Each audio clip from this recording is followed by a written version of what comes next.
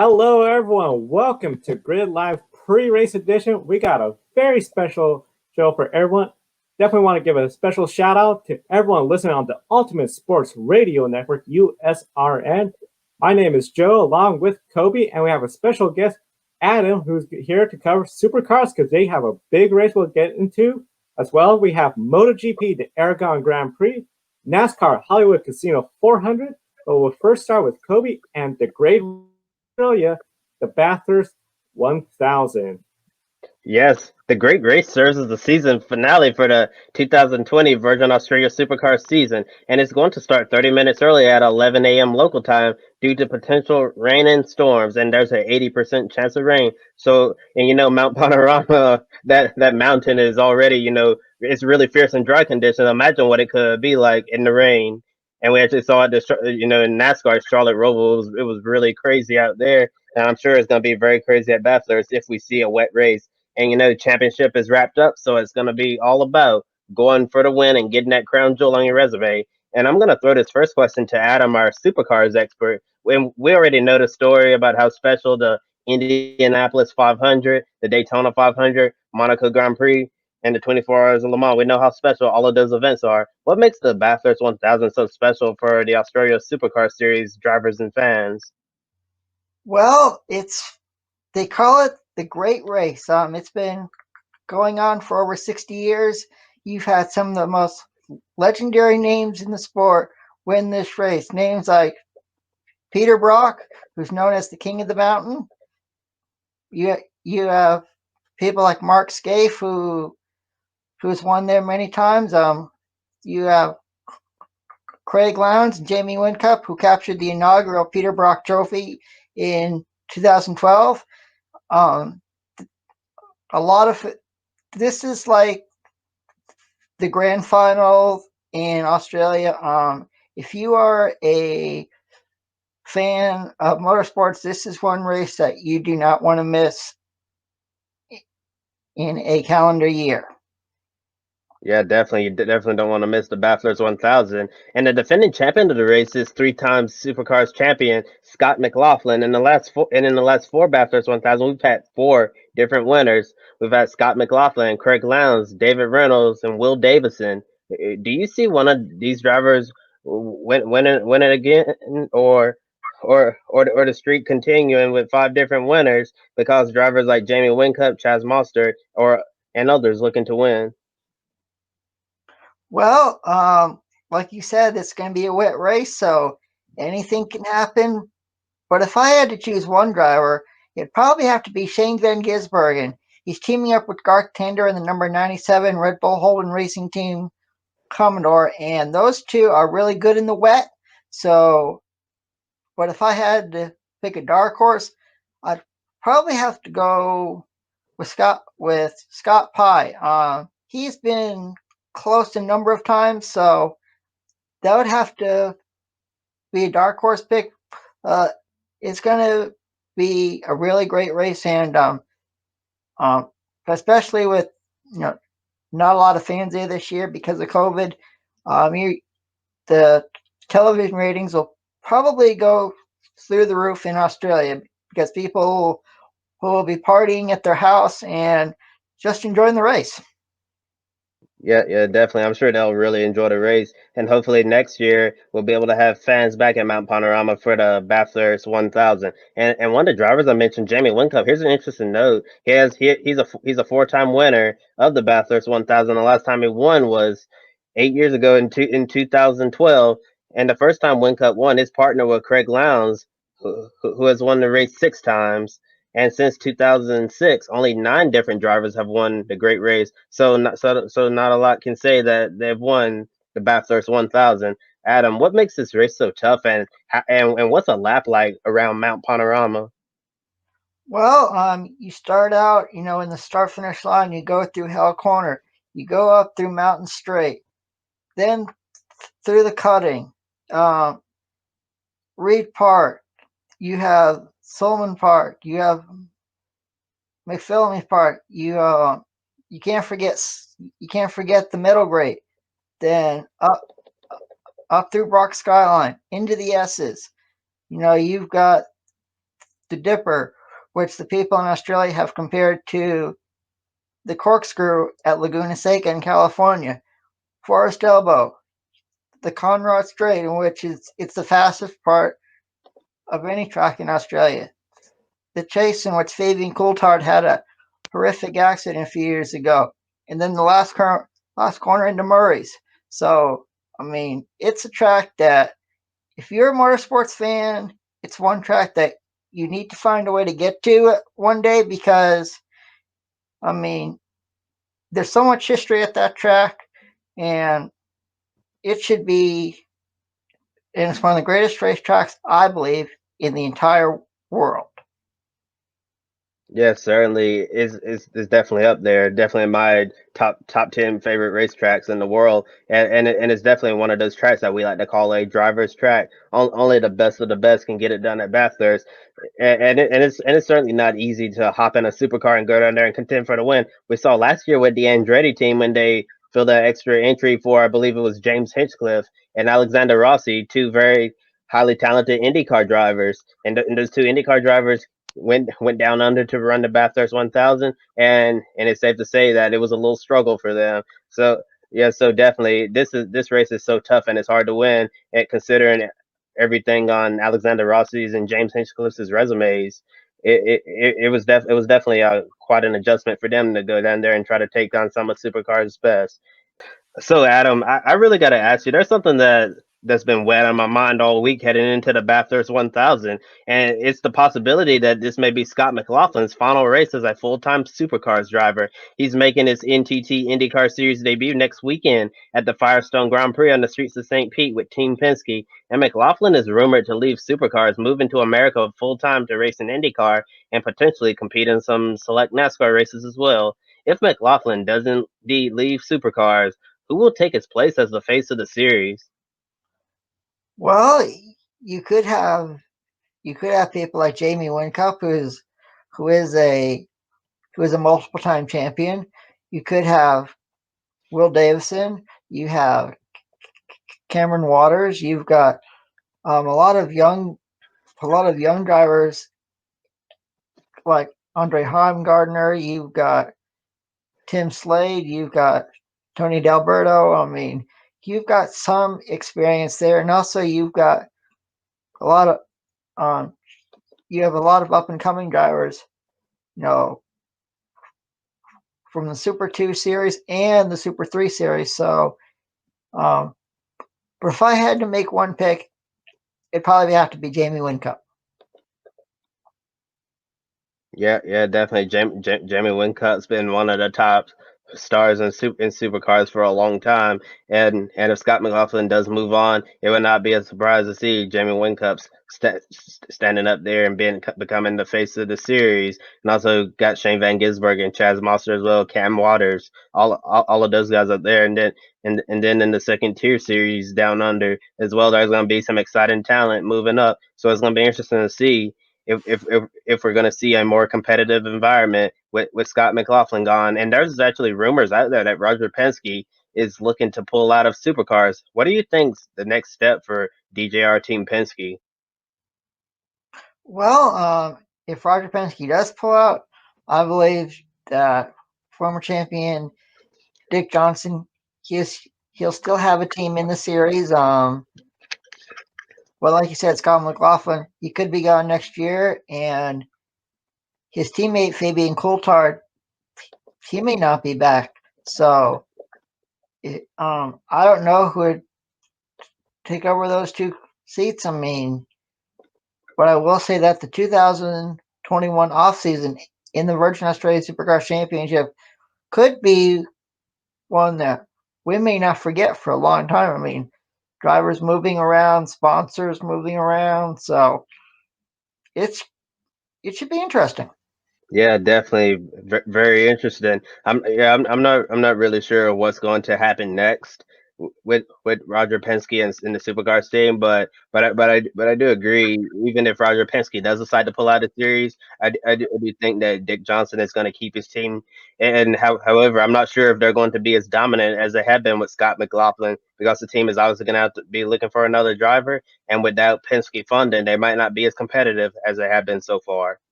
Yeah, that is very true. I mean, when Roger Penske came into the series, no, he has had a lot of success in other series like IndyCar and NASCAR.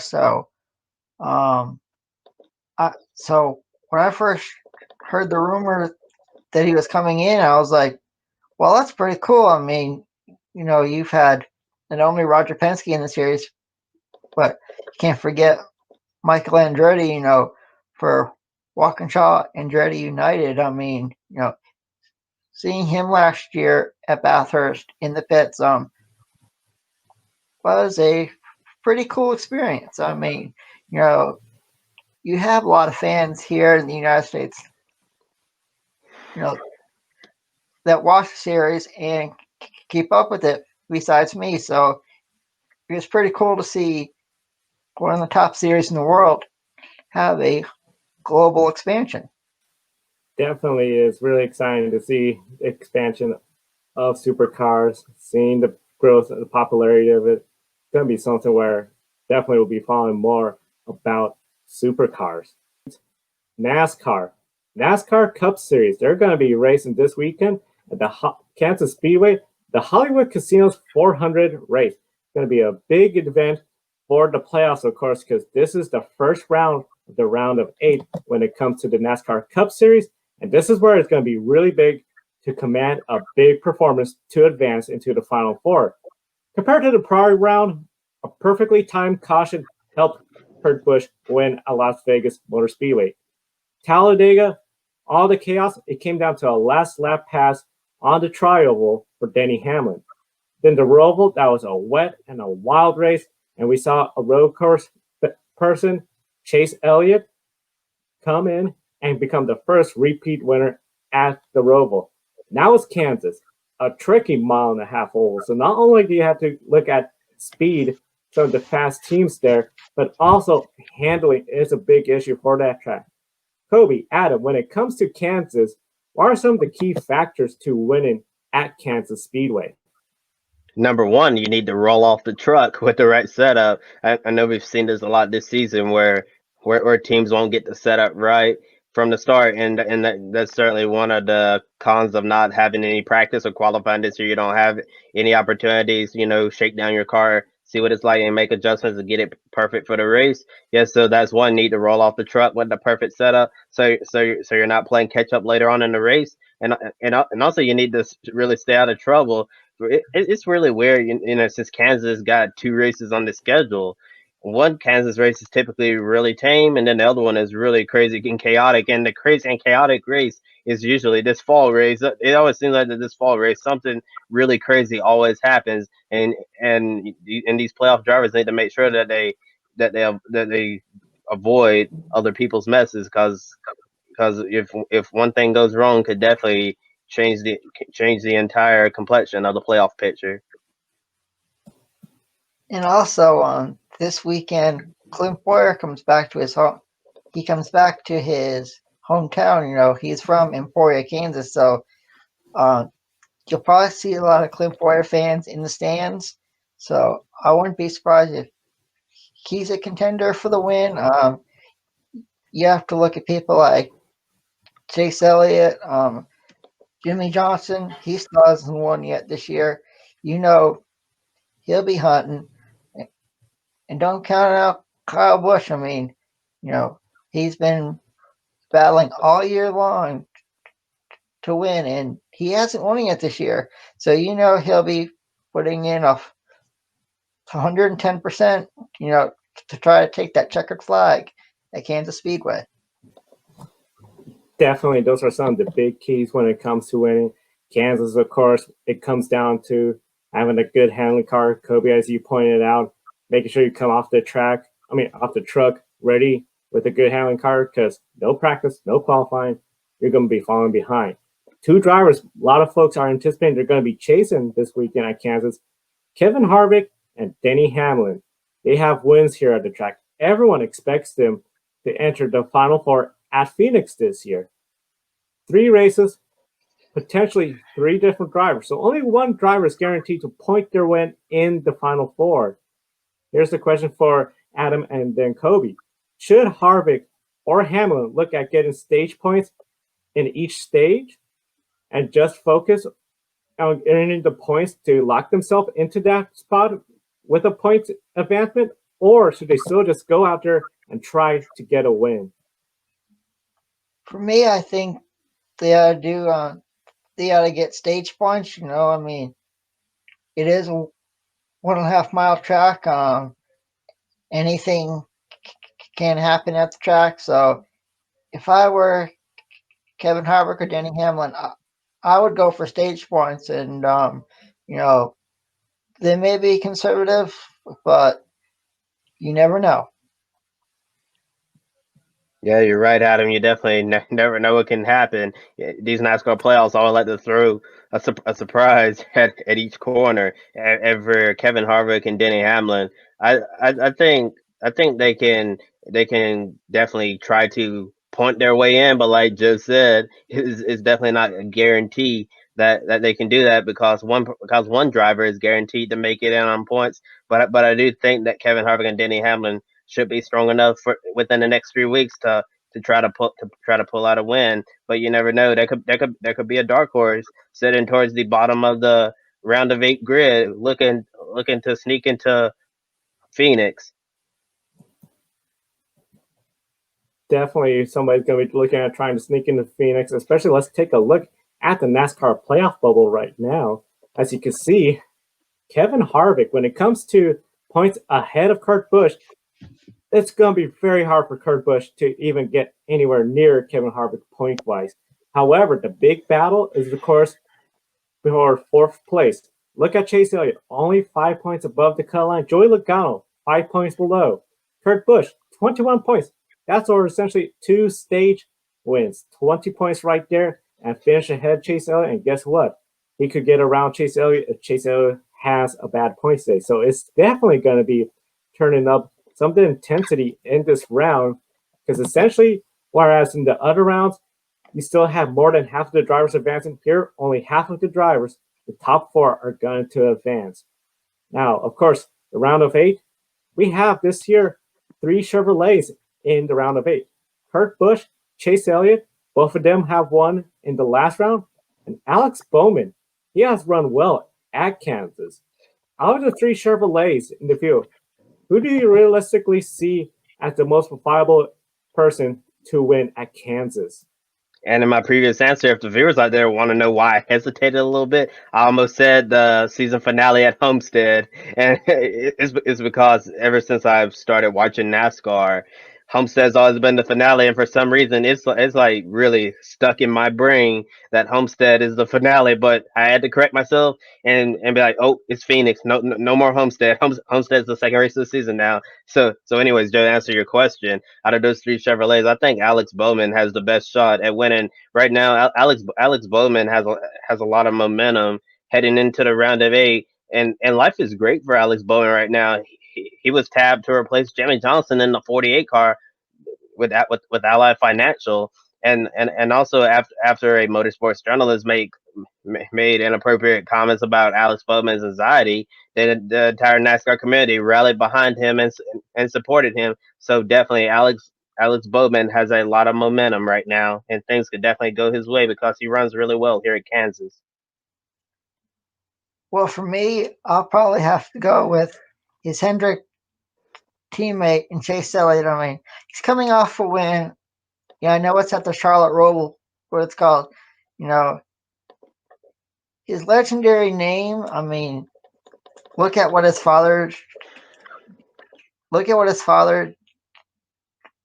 did when he was racing. So I believe Chase Elliott is hunting down a championship this year, and I wouldn't be surprised, going into Phoenix, you have Chase Elliott, Kevin Harvick, Denny Hamlin, and I'll throw in Alex Bowman, to contend for the title. Yeah, Chase Elliott, after that Roval win, he could definitely have the momentum carry that over as well.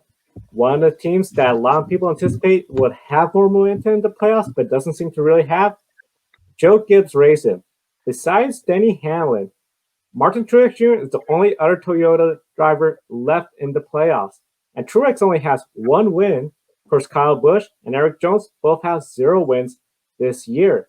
Compared to 2019, all 4 drivers earned a win, made the playoffs. And since 2016, there has been at least 2 Joe Gibbs Toyotas in the Final Four since 2016. If we only see one Joe Gibbs Toyota or none in the Final Four, is this season a disappointment for the Joe Gibbs Racing organization? Yeah, I do believe so. I mean, like you said, Joe, I mean, Kyle Busch has been really dominant the last couple of years. I mean, Martin Truex Jr., he's had a lot of success in the Toyota, but, this year hasn't gone their way. So, I mean, to me, I think it'd be a disappointment. I mean, you haven't had a lot of really great finishes from the team this year. So, yeah, for me, it would be a disappointment.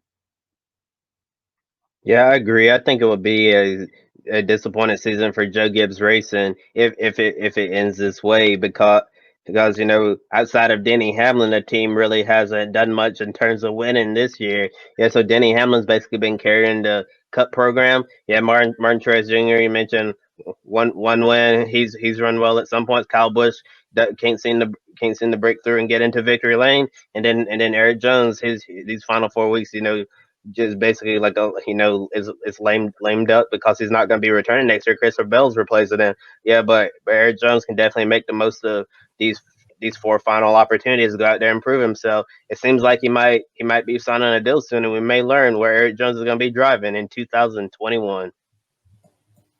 I would have to make everyone agree that this is a disappointment if Joe Gibbs Racing ends the season with one or none of the Toyota drivers in the Final Four. And it's just really amazing because sometimes we see a little bit of a decline. Last year, Kyle Busch, defending champion, Martin Truex Jr., great season.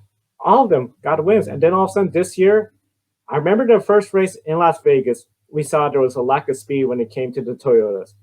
I did not anticipate this kind of a drop, especially Kyle Busch, still winless. Yes, we know a lot of it. Some of it is bad luck, but even very little stage points, not making the most of the opportunities. Bristol, that had to be a big heartbreak, and that seemed to be when really Kyle Busch was defeated. His post-race interview in which he predicted he'll be eliminated after the next round, and next thing you know, he's done for. Now, 2 drivers that we haven't talked about yet, and they're not planning to be done for after this round. Joey Logano, Brad Keselowski, both of them have won at Kansas. Logano, of course, infamously spun at Kansas to get another win in the round and tried to sweep the round essentially. Of course, we all know what happened much later on in Martinsville. The Penske lineup, it is set for 2021. The Wood brothers, they got their driver 2021. So really, those drivers, they can all focus on just going out there, winning. There's no worries about where they're going to be next year. No worries about changes because at the end, they only have to just go out there, win. They're coming back next year. The big question, though, could we potentially see team orders, especially if we have a case where Ryan Blaney was leading the race for closing lap, but you had Logano in second place following. Could we see team orders to get Logano to advance to the next round? First and foremost, I don't like to see team orders at all. It doesn't matter if it's NASCAR, IndyCar. I know we've seen a lot in Formula One. I don't like team orders at all. I'd understand why something like that would happen. In a hypothetical situation that you mentioned, with the possibility. Ryan Blaney is leading with like 5 laps to go, and Joey Logano's in second. Be like, and then Roger Penske on the call is like, "Hey, I want my car in championship 4. So Ryan, will you please back off and let Joey Logano win this race?" I understand as a driver, that's something you definitely don't want to hear, especially if you haven't won a race in a long time. You every driver wants to go out there and be the winner. You don't want to be told when you're in a position where you can easily win this race that you basically just need to pull over and let your teammate by. And I'm sure if something like that happened in NASCAR, the fan base, there would be a massive uproar, and a lot of anger would certainly be present.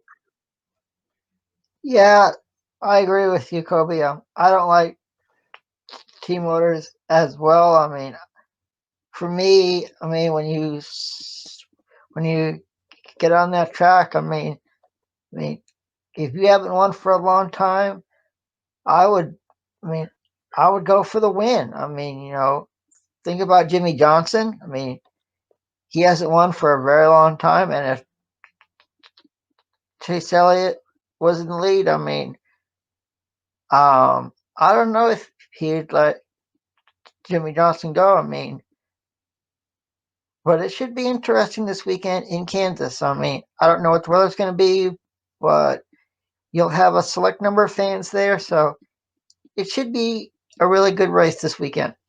I do see it being a really good race weekend, especially when it comes for Penske's. The Fords, they seem really fast, and definitely when it comes to Logano, he could easily be a sleeper. I know he only got one win this year. This is a track he has won before. He could go out there and win. I wouldn't be surprised if Blaney has a rebound performance and is up front. If there was team orders, and especially if it was something that's obvious, that would, I think, really send the fan base in the uproar. Of course, we supposedly have the rule that every driver has to be given their 100%, but definitely it's something where team orders haven't been too common in NASCAR. Of course, other sports, we've seen it here and there occur, but just not so much in NASCAR. Now, of course, Joey Logano being 5 points below the cut line, Martin Truex Jr., I'm just still sort of in shock that he is 10 points below, Alex Bowman 18 points below, and Kurt Busch 21 points below. So definitely it's still going to be really close for all of them battling for the championship. And one championship battle that is far from being settled is over at MotoGP, the Aragon Grand Prix. Now, of course, the Aragon Grand Prix is this weekend, but already the race has been overshadowed. Thursday, news broke that Valentino Rossi tested positive for COVID-19. He will be missing the Aragon Grand Prix race weekend. Kobe, I know we've seen in Formula One, NASCAR, and now MotoGP, a driver, high-profile driver, miss a race. Is this a big concern for MotoGP, especially after what happened with NASCAR and also in Formula One as well?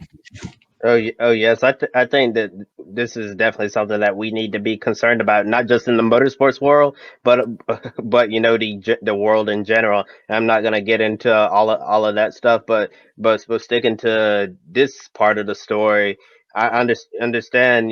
Since MotoGP is racing overseas in Europe, Europe is starting to see a spike in coronavirus cases, and it certainly look like we're entering what they've been calling for several months now, that dreaded second wave.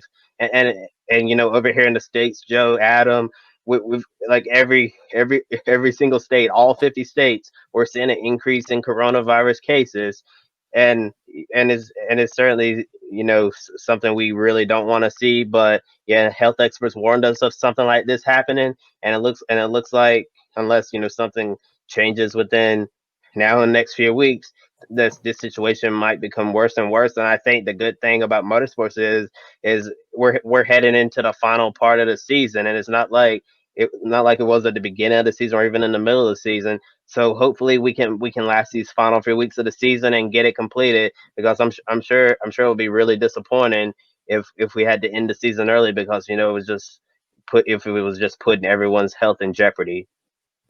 I would have to agree.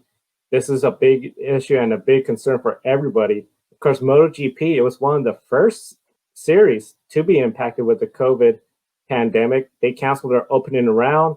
They had the later start compared to the 7 series that are in the grid ranking. Definitely, it's been really interesting to see what's MotoGP response and what's going to happen. They have 5 races left. I know every series going down to it, but the last thing you want is a championship caliber driver going out missing a race, especially if that could determine the championship. Joe, now that we've seen a top MotoGP racer test positive for COVID-19, how shocking is this news, and will this lead to more concerns for more MotoGP riders, teams, and the FIM? It is very, I think, concerning for everyone involved. And it just sort of is a big shock because we know of what happened prior to the beginning of the season when they started late. Now that this has happened to a driver, one of the most popular drivers too, Valentino Rossi. He is huge when it comes to MotoGP. It'll be, I think, the equivalent to the shock that we all experienced when Jimmy Johnson tested positive. Everyone, of course, send their best wishes. Of course, we here at the Grid Network send our best wishes and for a speedy recovery for Valentino Rossi. But definitely, if I was the FIM reviewing the protocols, okay, we want to make sure this is just an isolated case where we don't have another rider going out. Last thing you want is the championship to be effective when it comes to someone getting sick like this. So definitely it's a big concern for the FIM. The MotoGP riders, they're all probably going to take this as an opportunity to review what they've been doing as to I do something a little bit more to keep myself, my family, my team safe as well. And for all the teams to review their policies about this pandemic. This year, the championship is very close. Almost anyone can still win the championship. The Aragon Grand Prix is at the Motorland Aragon. It has 15 corners. This is a very tricky track to win. And so much so, since 2013, only 2 drivers have won at the Aragon circuit, Marc Marquez and Jorge Lorenzo. The only other driver to win here were Danny Pedrosa and Casey Stoner prior to 2013. Is there any rider that you feel has an extra advantage coming into this weekend? I'm not really sure if anyone has an advantage heading into this race weekend, but I do think that Maverick Vinales can try to make some noise and get up there in the MotoGP standings, try to make a run for it. Great point about Maverick Vinales. I know when it comes to looking at last year's race, if that's any indicator, Maverick Vinales had a pretty solid race, especially compared to then rookie Harvick Quartararo, who finished 5th, and then ahead of his big championship rival this year, Alex Rins, who finished 9th. So definitely, those are maybe some of the drivers that could have potential, especially the consistency this year. I think it's going to be a really interesting race to see who takes it. Now, last year, of course, Fabio Quartararo, 5th place, Vinales, 4th. Those are the top 3 in the MotoGP standings with Quartararo, Rins, and Vinales. There'll be 4 races remaining after the Aragon Grand Prix. Still very early for anyone to catch up, including outside of those top 3. For this year's championship, are you surprised that Fabio has been able to hold on to the championship lead all year? And then also, do you think Marc Marquez will return back in the seat in 2020? Ain't funny you mentioned Marc Marquez, but I feel like if Marc Marquez was out there racing and that injury didn't happen, I think it would have definitely been game over for the rest of the field. But with Fabio Quartararo, I definitely think that has certainly been a surprise to see him hold on to the lead all year, because the parity in MotoGP is way up since Marquez went out, and it's been a lot of fun, watching all the different winners this season, and in mixed running orders and all of that. And we definitely talked about this on Wednesday Grid tonight with Marc Marquez and wondering if he'll come back and race this year. And I'll say I'll say the exact same thing I said on Wednesday night. Marc Marquez should just shut it down and not race again in 2020. Use these extra months during the off season to heal up. Make sure you are absolutely 100% and come back in 2021 and take the fight to the entire field and show them that you did not lose a step. I would have to agree with you. Take the rest of 2020 off. You don't have you're out of championship contention. Yeah, of course, bragging rights, winning the race, but the big picture is a 2021 championship as well. Now, definitely, of course, usually we'll have Jessica from Paddock Inside joining us for this. Unable to join us today, but definitely encourage everyone, especially for MotoGP fans, be sure to follow her at Paddock Inside on Twitter. They're also on Instagram. But now we'll continue our Australian Supercar series, the Bathurst 1000 race. Of course, that's going to be this upcoming weekend, the big race for the Australian Supercars. And of course, for the big race, some big news that came out this week. Chevrolet Camaro is coming to the Australian Supercar Series. So now we're going to have Ford versus Chevrolet, Mustang versus Camaro in 2022. Adam, is this seen as elevating supercars up with the Ford versus Chevrolet battle coming to Australia's premier motorsport series? Yeah, I mean, this is huge news. If you know American muscle cars, you know it's always been Chevy versus Ford. But now having them compete in one of the greatest series in the world, you may have fans that have never watched a race before, may get into it because it's a Chevy versus Ford. I've got a lot of friends in Australia, and from what they've told me, they absolutely love the idea. I know it won't be the same, without the Holden Commodore, after leaving this year, but you'll still have a great rivalry, between two iconic and historic brands, the Chevrolet Camaro and the Ford Mustang. Yeah, and I've actually joked around a lot and called supercars NASCAR Down Under, and with the Ford Mustang and the Chevrolet Camaro racing in supercars, it's really gonna be like NASCAR Down Under, and especially think it's a real good idea with the new regulations. They're gonna be cutting down the downforce, so there's gonna be a lot of high horsepower, low downforce. So really excited to see that come into the series, and it's really crazy that we're gonna see a battle of American muscle in Australia, and certainly when they were showing the new gen supercars, saw a lot of comments from people in NASCAR really excited about this, and I think maybe having Chevrolet Camaro Ford Mustang involved like this with these sleek looking beautiful cars, I think we might have some more people here in the United States stand up really late to catch the supercars races. It does appear that this is something where the supercar series could really grow, especially with Ford versus Chevrolet.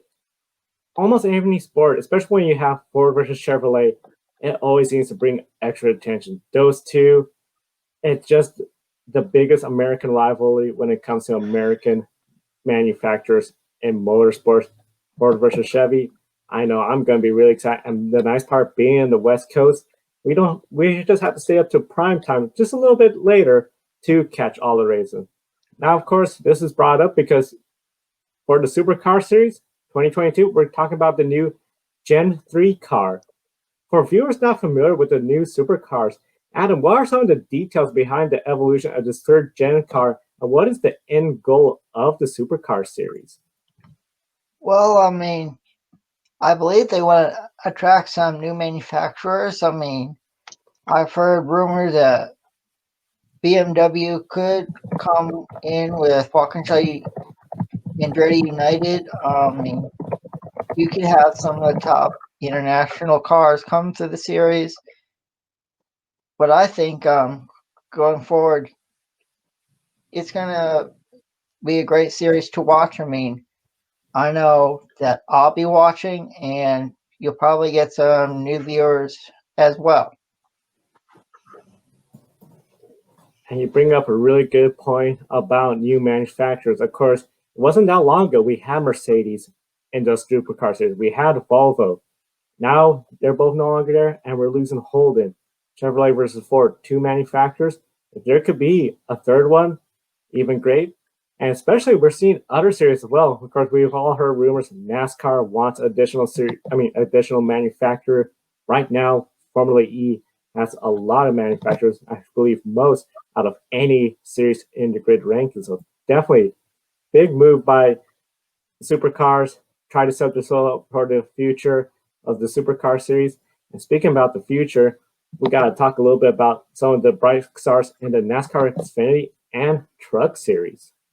That's right. We have a doubleheader today at Kansas. Both NASCAR Gander RV and Outdoors Truck Series and the NASCAR Xfinity Series are beginning the round of 8 today at Kansas. And this round, same as the NASCAR Cup Series, we have Kansas, Texas, and Martinsville. And for all of the playoffs, one of my biggest requests for the future, I wish it could be just like this, where we have the trucks, Xfinity, and Cup all start the playoffs at the same time and end at the same time at the same tracks, because then it'll be a lot easier to keep up with. But that's definitely a spill for another day.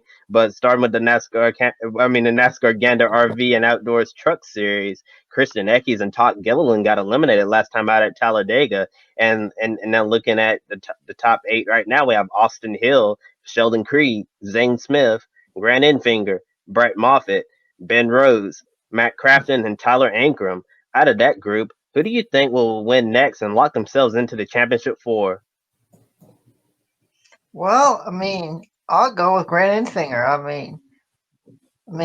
This year has been a really good year in the Truck Series. You talked about what happened at Talladega, so it's Kansas. It is a mile and a half track, so I'm going to say Grant Enfinger locks himself in to compete for the championship.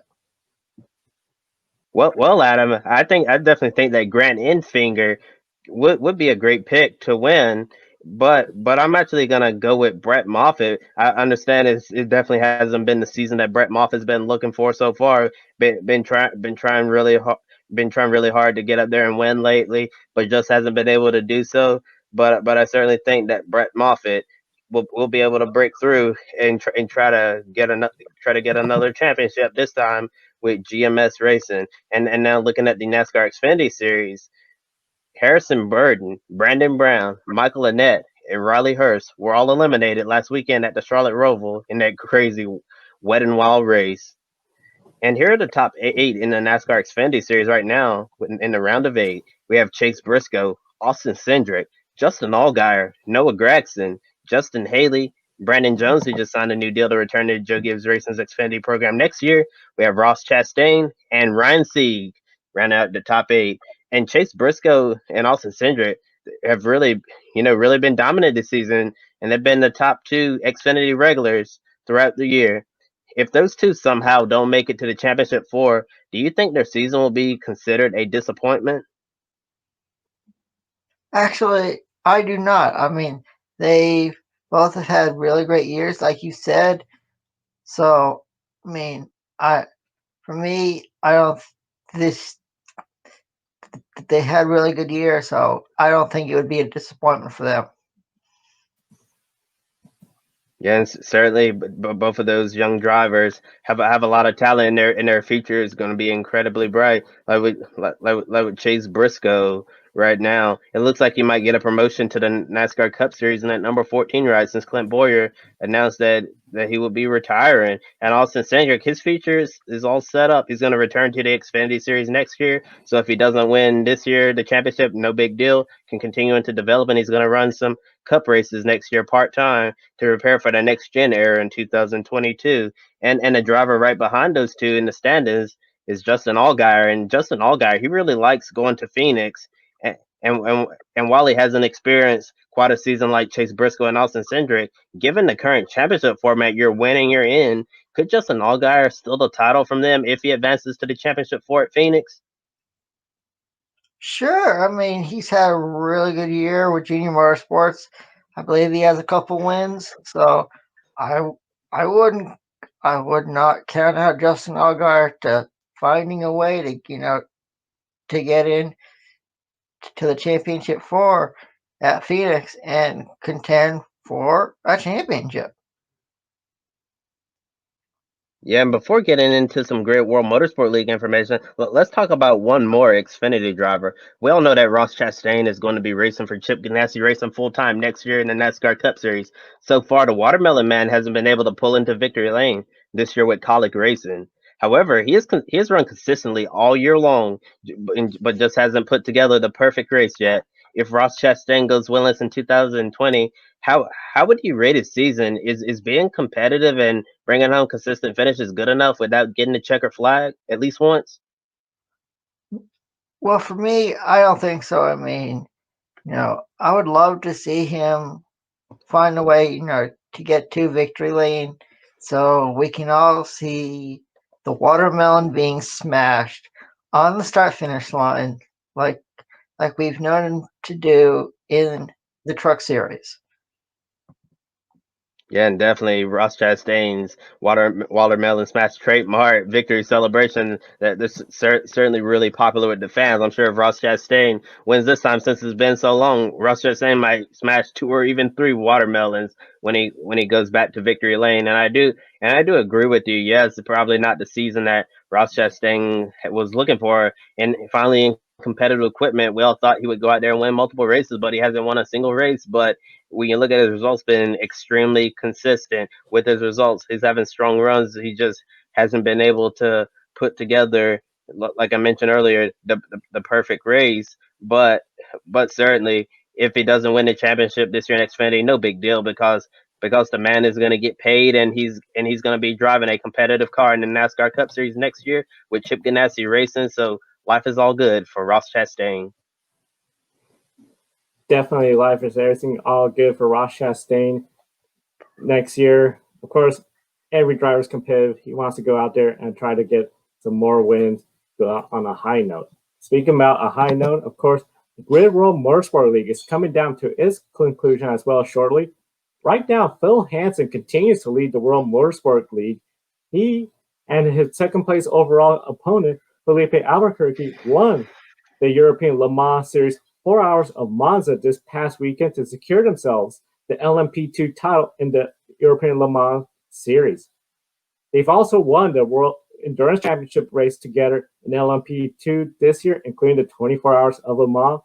Phil has a 3-point advantage over his United Autosport teammate in the Grid WML standings. Philippe is in action this weekend at Petit Le Mans, but even a win won't see him take the lead in the standings. 3 Grid World Motorsport League events are going to be occurring and have their final round this weekend. That, of course, the V8 Supercars, World Superbikes, and the British Superbikes. 20 out of the top 30 in the stands are in action this weekend. Matt will be posting an update on the top 10 on the Grid World Motorsport League Twitter account, where you can find at grid_WML. The Grid WML ranks drivers across all the race starts in the calendar year. So, assuming Scott McLaughlin starts the IndyCar St. Petersburg Grand Prix, he will be scored in the Grid World Motorsport League and start another event. Adam, Kobe, what do you anticipate from Scott McLaughlin's IndyCar debut at St. Pete's? Well, I mean, to me, I believe he's going to be competing with Team Penske. I believe from what I've seen online, he's been taking laps in his simulator. So I wouldn't be surprised if he contends for the win. And who knows? He could start on the pole. I mean, it could come down to tenths of a second for the pole. And I believe, to me, if you wanted to give me a pick right now for the race, I'll go say Scott McLaughlin. I mean, he could have momentum on his side after he could win Bathurst this weekend and then go down to St. Petersburg. He has a shot to win both races.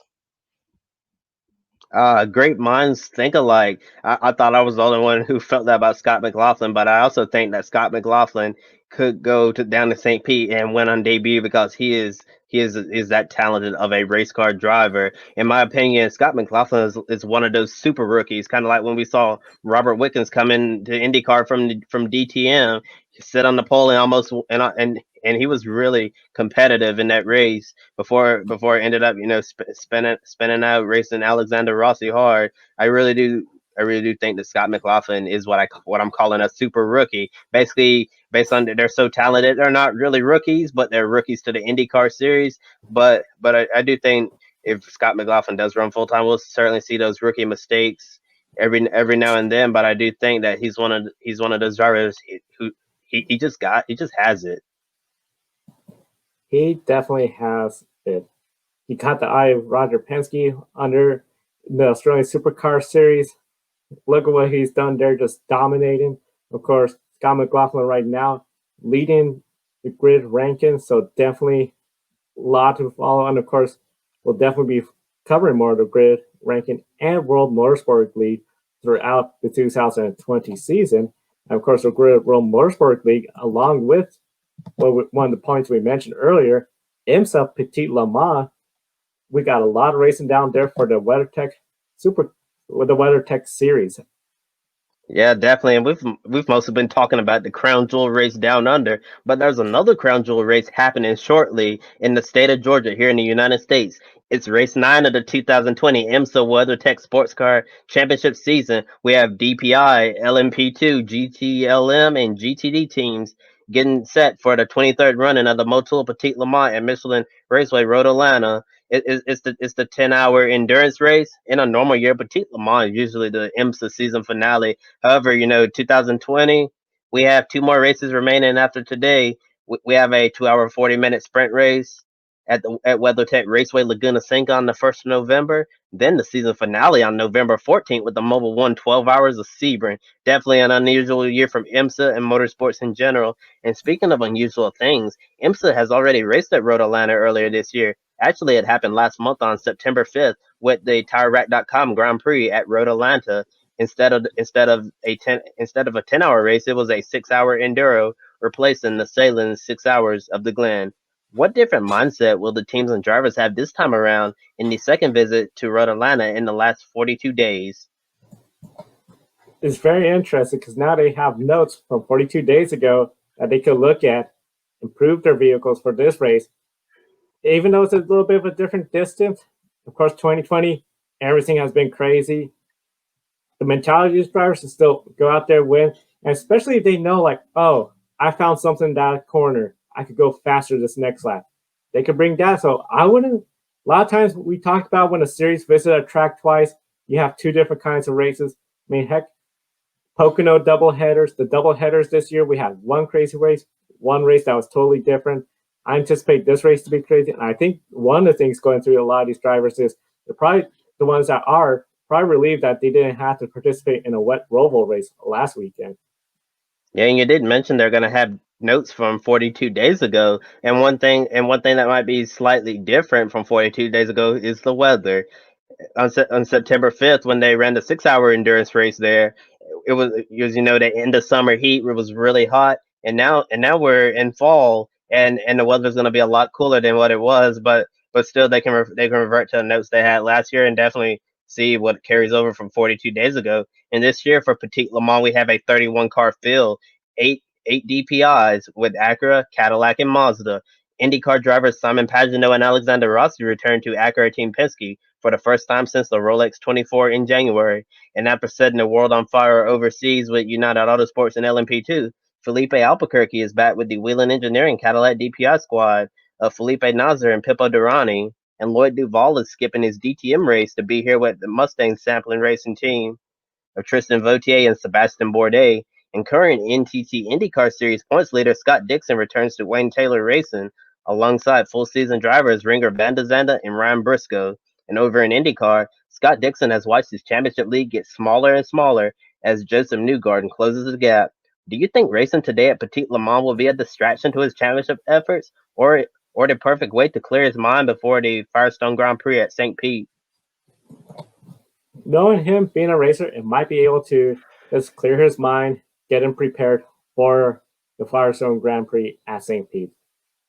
Being a racer, and I think this is just something a lot of racers do enjoy, the ability to drive different race cars throughout the year.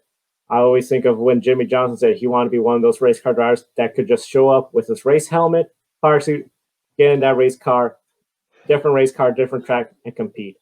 For him, I think it's going to be just simply he's going to go out there, Road Atlanta, get the win, try to get a good finish, and then after that, focus on what he has to do in the IndyCar race. Yeah, I definitely agree with you. Scott Dixon is a true racer, and he's definitely not going to let this become a distraction. I think since things have kind of been going downhill for him in this second half of the IndyCar season, I think he goes out there, runs well, potentially wins Petit Le Mans. That's going to give him confidence heading into the finale next weekend. And I do think that this is the perfect opportunity for him to just get away from your day job a little bit, have a little vacation, go out here and have some fun, and try to help out your teammates Ringer Van der Zande and Ryan Briscoe. And looking at the pro am prototype class, we have four LMP2 entries today. Starworks returns after taking a brief hiatus, and we have a new driver lineup at Performance Tech Motorsports with Colin Brown, Matt Bell, and James McGuire. We have two cars from PR1 Matheson Motorsports, and one of the PR1 cars is a joint effort between a US based team and an LMP2 team from Europe called Inter Europol Competition. How exciting is it to have a team from Europe enter Petit Le Mans? To be honest with you, Joe, I didn't really think this would happen due to the pandemic and all of the travel restrictions. I 100% agree. With all the travel restrictions, everything going on with the pandemic, I didn't anticipate this either. Seeing that this is occurring and happening, I'm really excited. I think a lot of race fans are too. Just to have that international team, that international presence, it gives the series, of course, more international attention. Of course, IMSA already, sports car is pretty international compared to, say, a NASCAR series race. But definitely having that European team available here at the States, seeing, interacting with the fans. Of course, with the pandemic, a lot less fans at the tracks or any fans, but definitely it's really exciting for the sport overall. Yeah, definitely very exciting for the sport. Always love seeing teams from Europe come over and race in IMSA, especially the endurance rounds. I certainly would love to see more European teams come over and try their hands over here at the Rolex 24, 12 hours of Sebring and Petit Le Mans. It's definitely going to be interesting to see how Inter Europol competition performs this weekend in that four-car LMP2 field. And now looking at the factory GTLM class, we have these six original full-time entries that have been running the entire season, and we don't have any additional entries in this class. We haven't seen Reese Competizione in a hot minute. It's going to be interesting to see if we're going to see them at the Mobile 112 Hours of Sebring because recently they've just been running basing their schedule based on those enduros. But but this weekend the teams are returning to a three driver lineup. At Corvette, we have Nicky Katzberg in the number three, Marcel Fassler in the four, and BMW have Augusto Farfus in the 24, and IndyCar driver Colton Herter in the 25. At Porsche, got Matt Campbell in the 911, and then Matthew Jomine in the 912. And speaking of Porsche, they've had an absolutely dreadful 2020 campaign. Not the year they wanted, definitely, especially since the factory GTLM program is coming to an end after the checker flag waves at the Mobile One 12 Hours of Sebring. And they had to miss a round at Mid Ohio because of some positive COVID 19 cases at the 24 Hours of Le Mans. Then they returned to the Charlotte Roval only to see both cars retired very early in the wet night race. Do you think they'll be able to turn around their streak of bad luck today? I do see them turning their streak of bad luck. It takes one race, and this is the one race where I feel they can turn that around. Just go out there, not think about the past. Just think about what you got to do, hit all your marks, get the strategy right, and I see them turn their luck around, getting a good finish. And one of the things I know a lot of people have said this, including we've all heard Kyle Busch said it, 2020. However, though, that just means every race weekend, that's a new opportunity to, okay, we start changing everything. We're not just going to keep saying 2020 up until the end of 2020. This is the weekend to try to stop saying 2020 and just say, this is the weekend. We came back. Yes, it's definitely been 2020 in Kyle Busch turns for the Porsche factory team. I do think today that they can go out there and win Petit Le Mans and try to end their program on a positive note. And looking at the Pro M GT class, we have 13 GT Daytona cars competing in today's 10-hour endurance race. And the big talk in this class is the championship fight. Six drivers are within 8 points of each other in the championship lead with three races remaining in the season. Mario Farnbacher and Matt McMurray are tied for the lead with they drive for Meyer Shank Racing. Aaron Talitz is second in aim for Aim Vassar Sullivan. Ryan Hardwick and Patrick Long tied for third with Wright Motorsports. And then we have Jack Hawksworth fourth on the points, eight back in an Aim Vassar Sullivan Lexus. And for Hawksworth and Talitz, their situation is a little awkward. because Talisa spent time in both the number 12 and number 14 Lexus GTD cars this year. He and Hawksworth were in different cars at Daytona in a 6-hour event last month at Road Atlanta, with Talise being 2 points ahead in the standings over his co-driver Jack Hawksworth. How do you see Ambassador Sullivan handling this situation moving forward to ensure that at least one of his drivers can claim the GTD title? This is just very interesting, and it's very hard for any team to be in this spot.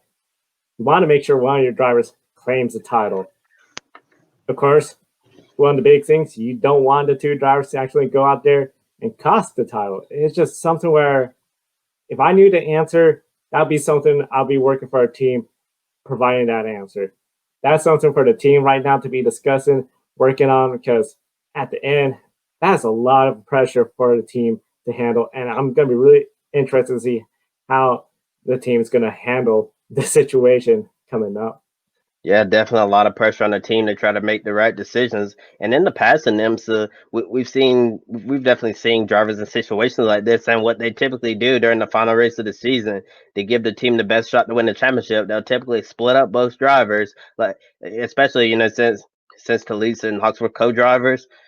Yeah, we've seen teams in the past put them in separate cars, so it'd be like either driver A or driver B is gonna have the best chance to win the title, so we're gonna split you up, so we don't put you in the same car. Let's say you crash off into a tire barrier, and then both lost the championship, and if one driver crashes out and loses the championship, then you still have one player left in the game. And race coverage starts soon at 12:30 p.m. Eastern time on NBC SN.